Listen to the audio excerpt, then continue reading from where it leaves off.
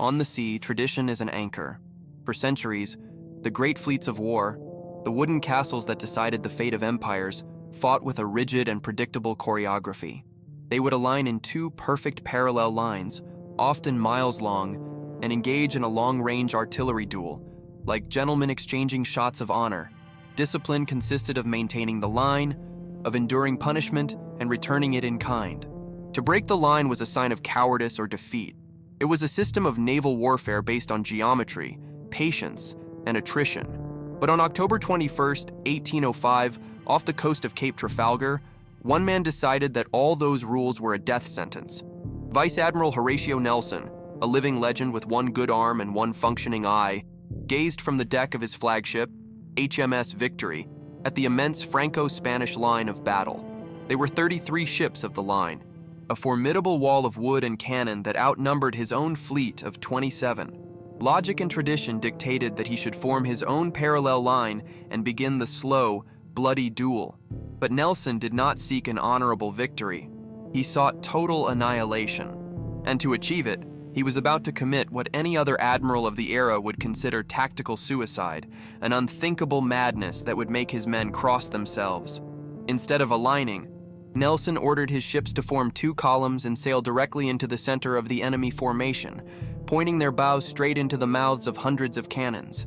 It was an act of supreme defiance against 150 years of naval doctrine.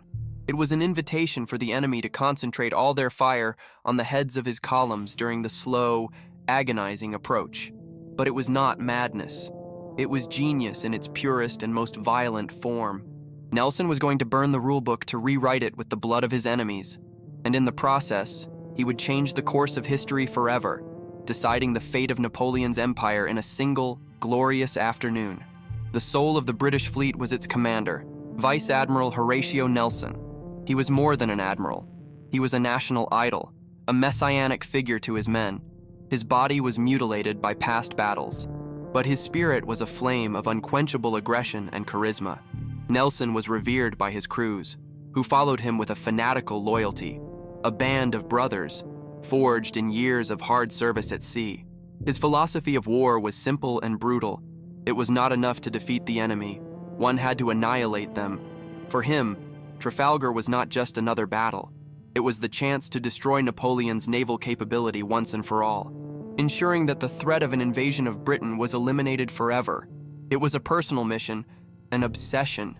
Nelson's fleet, composed of 27 ships of the line, was numerically inferior. However, its true strength lay not in numbers, but in the quality of its crews. They were hardened veterans of years of relentless naval blockade on the high seas, operating in all weather conditions. This constant training had made them the most efficient sailors and gunners in the world. A well-trained British crew could fire a broadside from their cannons every 90 seconds. Their French and Spanish opponents, often with inexperienced crews lacking sea practice due to the very same British blockade, took between 3 and 5 minutes. In the chaos of close-quarters combat, this overwhelming superiority and rate of fire would be a decisive factor. The motivation was simple and existential, the survival of their nation. On the other side, commanding the combined fleet, was the French Admiral Pierre-Charles Villeneuve. He was a competent and brave officer, but he lacked the confidence and killer aggression of his adversary. Villeneuve was paralyzed by fear of two men, his emperor, Napoleon Bonaparte, who openly despised him and considered him a coward prone to inaction, and his nemesis, Horatio Nelson, whose legendary reputation terrified him. He knew he was heading into a battle he could not win. His correspondence reveals a tormented man, aware that his fleet, though imposing in number, was a poorly integrated amalgam of French and Spanish ships with ill-trained crews and communication problems. The combined fleet of 33 ships of the line was a giant with feet of clay. It included some of the most powerful ships in the world, such as the colossal Spanish Santísima Trinidad, the world's only four-decker, a floating monster with 140 guns. On paper, its numerical superiority and the caliber of its cannons should have given it the advantage. However, its fatal weakness was its commander's paralysis of decision. Villeneuve, pressured by Napoleon to set sail and fearing being relieved of command, took to the sea knowing full well he was not prepared. His indecision, culminating in a last-minute order to turn and return to Cadiz just before the battle, would become the catastrophic error that delivered his fleet to Nelson's destructive genius. The battlefield was a vast expanse of open sea off Cape Trafalgar on the Atlantic coast of southern Spain. The conditions were light winds and a calm sea. Ironically, this peaceful weather became a menacing character in the drama about to unfold. For the British fleet, the weak winds meant their perpendicular approach to the enemy line would be unbearably slow.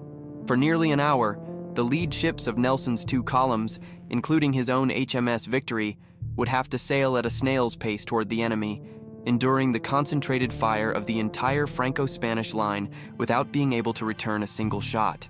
It would be an unprecedented test of nerve and endurance under punishment. It was for this nightmarish scenario that Nelson conceived his stroke of genius, a plan so radical that he shared it with his captains weeks before, ensuring each one understood his role. He called it the Nelson Touch. Instead of the traditional parallel line, he would divide his fleet into two columns. One, led by himself in the Victory, would attack the center of the enemy line. The other, led by his second-in-command, Admiral Collingwood, would attack the rear. The objective was to break the enemy formation at 2 points, isolating the center and rear from the van, which would take hours to turn and join the fight.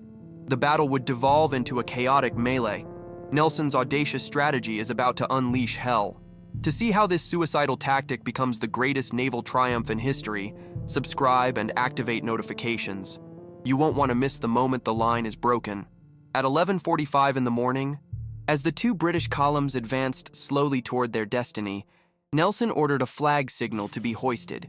It was not a tactical order, but a message for history, a morale injection intended to turn fear into fervor. Letter by letter, the famous signal was spelled out for the entire fleet to see. England expects that every man will do his duty. The effect aboard the 27 ships was electric. A massive cheer swept through the fleet, a roar from tens of thousands of throats that carried across the water to the enemy ships, who did not understand the reason for the celebration. In that moment, Nelson transformed a fleet of sailors into an army of crusaders, ready to die for their king and country. As the British closed in, Admiral Villeneuve made his most critical mistake. Unsure of Nelson's intentions and fearing the British might outflank his rear and cut him off from the safe harbor of Cadiz, he made a disastrous decision. He ordered his entire fleet, a line more than 5 kilometers long, to wear in succession, turning 180 degrees. With the light winds and the inexperience of his crews, the maneuver was chaotic. The perfect line of battle disintegrated, becoming an irregular, disordered curve full of gaps. Some ships lagged behind, others bunched up too closely. The cohesion of the combined fleet evaporated before the first shot was fired. Unwittingly, Villeneuve had created the perfect target for Nelson's plan. Around 12:45, after nearly an hour under a hellish fire that shredded her sails and covered her deck with splinters and corpses, HMS Victory finally reached the enemy line. Nelson steered his ship to cut the line just astern of Villeneuve's flagship, the Bucentaure. As she crossed, the Victory turned to present her broadside and fired a single volley from her 50 cannons, loaded with double and even triple shot. The broadside, fired at point-blank range, entered through the unprotected stern windows of the Bucentaure and swept its decks from end to end like a giant scythe. In a single instant, nearly 400 men were killed or wounded, and the ship was effectively knocked out of action. Villeneuve's battle was over before it had begun. HMS Victory then found herself in the heart of the melee, locked in a death duel with the French ship Redoutable. Nelson's plan was working to perfection. Around him, the battle had become the chaos he had foreseen, a series of individual duels where British superiority in gunnery was annihilating the combined fleet. Nelson was pacing the quarterdeck of his ship, observing the unfolding of his masterpiece, when, around 1:15 in the afternoon, a single shot rang out from the fighting top of the Redoutable. A musket ball struck Nelson in the left shoulder, pierced his lung, and lodged in his spine. He fell to the deck, knowing instantly that the wound was mortal. The architect of Britain's greatest naval victory lay dying in the gloom of the orlop deck, while on the deck above, the battle raged on to its inevitable conclusion. The news of his wound was kept secret so as not to demoralize the crew. Nelson's plan was so robust, and the initiative of his captain so ingrained that the battle continued without him, developing exactly as he had designed it. Collingwood's column had shattered the enemy rear, and now Nelson's own was systematically dismantling the center. The Franco-Spanish van, led by the Spanish Admiral Gravina, attempted to turn back to help, but it was too late. The combat was of unprecedented brutality. Ships fought lashed together, with cannons touching, in a close-range butchery. The British training made the difference. Ship after ship of the combined fleet was dismasted, riddled, and forced to surrender. The colossal Santissima Trinidad, surrounded by 7 British ships, was battered into a floating hulk before striking her colors. The Redoubtable, despite its heroic fight, was finally captured. The Bucentaur, already shattered, surrendered shortly after the Victory's initial blow. The British victory was now an unstoppable avalanche. Throughout the afternoon, the organized resistance of the combined fleet collapsed. Individual ships tried to escape, but most were intercepted and captured. The discipline and fighting spirit of the British, inspired by Nelson's example, never faltered. Every captain knew what to do. Every crew fought with the fury of knowing their nation's fate was in their hands. It was the culmination of years of preparation, the result of a superior naval system, and the product of an unparalleled tactical genius. Trafalgar was not a battle. It was the perfect execution of a bold and revolutionary plan. Meanwhile, below deck, Nelson received constant reports on the battle's progress. He refused to die until total victory was assured. When his captain, Thomas Hardy, finally came down to inform him that they had taken 15 enemy ships, Nelson knew his work was done. His last words were a mixture of personal relief and patriotic duty. "Thank God I have done my duty." Shortly thereafter, around 4:30 in the afternoon, Horatio Nelson died. His plan had not only worked, but it had exceeded all expectations, achieving the most decisive and complete victory in the history of naval warfare under sail. The battle ended at dusk. The combined fleet had been annihilated. Nelson's vision of a total victory had become a reality, but at an immense personal cost. The news of his death spread through the British fleet just as they were celebrating their incredible triumph, turning jubilation into deep and bitter mourning. They had won the battle that saved Britain, but they had lost the hero who had made it possible. Victory and tragedy were inseparably intertwined at Trafalgar, forging a national legend that would endure for centuries. The storm that followed the battle was almost as destructive as the fight itself. Many of the captured ships, severely damaged, sank or were destroyed to prevent them from being retaken. But the result was unquestionable. Napoleon's naval threat had been erased from the map. The Royal Navy had demonstrated such overwhelming superiority that no one would dare challenge it in a large-scale battle for over a century. The Nelson touch became the gospel of naval tactics, studied by generations of naval officers around the world. Nelson's sacrifice was not in vain. His audacity to challenge orthodoxy, his trust in his men, and his tactical brilliance had given Britain the most precious gift: security. The Battle of Trafalgar not only saved the nation from invasion, it secured its command of the seas, a supremacy that would be the foundation upon which the vast British Empire of the 19th century was built. The victory was so complete, so crushing, that its echo resonated through history, defining an era. The final irony of Trafalgar is that Nelson's genius lay in its simplicity. He understood that war was not won by adhering to rigid rules, but by creating chaos in the enemy's ranks and trusting in the superiority of his men's training and initiative to prevail in that chaos. He broke the line to break the enemy's will, and in doing so, he broke Napoleon's power at sea forever. It was the ultimate triumph of the man over the system, of audacity over caution. The statistics of the battle reveal a victory of almost unbelievable magnitude. The Franco-Spanish combined fleet lost 22 of its 33 ships of the line. 19 were captured by the British, and others sank in the battle or the subsequent storm. In contrast, the Royal Navy did not lose a single ship. It was an annihilation so complete that it surpassed even Nelson's most optimistic hopes. The human carnage was equally lopsided. It is estimated that the combined fleet suffered around 14,000 casualties, including killed, wounded, and captured. The British, in comparison, suffered fewer than 1,700. Trafalgar was not an exchange, it was a one-sided slaughter. The fate of the defeated commander, Admiral Villeneuve, was tragic. He was captured aboard his shattered flagship. the Bucentaur. Taken to England as a prisoner of war, he was treated with courtesy and eventually released in 1806. He returned to France but knew he faced Napoleon's wrath and a probable court-martial for the disastrous loss of his fleet. Terrified of disgrace, he never reached Paris. He was found dead in an inn room in Rennes, with 6 stab wounds to the chest. The official verdict was suicide, the last act of a tormented man who could not bear the weight of the most decisive defeat in naval history.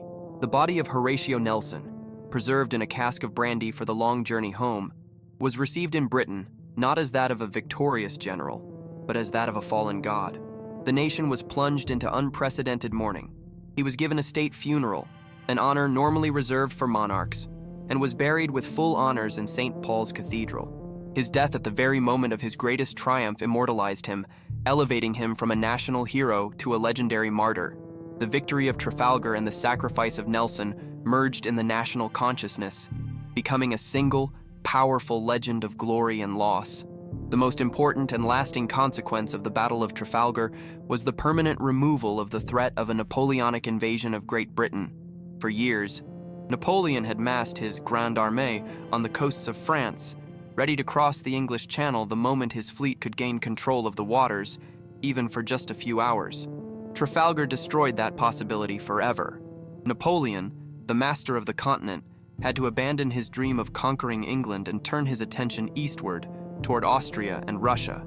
The battle guaranteed the security of the British Isles and allowed the nation to continue its fight against Napoleon from a position of naval invulnerability. In the long term, Trafalgar consolidated British naval supremacy in a way no other battle had. For the next 100 years until the First World War, no nation would dare to seriously challenge the Royal Navy's dominance on the high seas. This undisputed control of the world's sea lanes was the foundation upon which the 19th century British Empire was built and maintained. The Pax Britannica, a period of relative peace and colonial expansion, was made possible by the guns of the ships that fought at Trafalgar. The battle not only saved a nation, but also paved the way for a global empire. The event became a foundational myth for British identity. Trafalgar and Nelson became synonymous with the tenacity, genius, and command of the sea that the nation considered its defining traits. Nelson's death at the moment of victory was not seen as a tragedy that tarnished the triumph, but as the supreme sacrifice that sanctified it, elevating the battle from a simple military event to a national epic. Nelson's column in the center of London is not just a monument to a man, but an altar to the idea that Britain was forged on the sea and destined to rule it, a concept that would shape its politics and culture for generations. The battle also marked the zenith of the age of sail. It was the largest and most decisive engagement fought entirely by wooden warships powered by the wind. In the following decades, the technology of steam and iron armor would begin to irreversibly transform naval warfare, rendering the majestic ships of the line that fought at Trafalgar obsolete. In that sense, Trafalgar was not only the dawn of British supremacy, but also the glorious sunset of a romantic and brutal era of war at sea, a final, magnificent act for the great wooden castles before iron and smoke swept them from history. During the slow, agonizing approach toward the enemy line, with HMS Victory being riddled by increasingly intense fire, one of Nelson's officers approached him. Concerned by the conspicuous medals and decorations that adorned his admiral's uniform, he respectfully suggested that he remove or cover them. They glittered in the sun, making him an unmistakable, high-value target for the sharpshooters posted in the fighting tops of the enemy ships. It was sensible advice, a logical precaution that might have saved his life. Nelson, however, flatly refused. His reply, calm but firm, would become part of his legend. In honor, I gained them, and in honor I will die with them. In that simple sentence lies the essence of the man and the key to his genius. The same audacity that allowed him to discard centuries of naval doctrine and conceive a plan as brilliant as it was suicidal was the same that prevented him from hiding or showing the slightest hint of fear. His courage was not a virtue he could turn on or off at will. It was the entirety of his being. The musket ball that finally struck him down was not a chance accident. It was a projectile drawn by the gravity of his own legend. Nelson did not die in spite of his heroism, but because of it. The very strength of character that secured him the greatest victory in naval history was the one that demanded his life as its final price.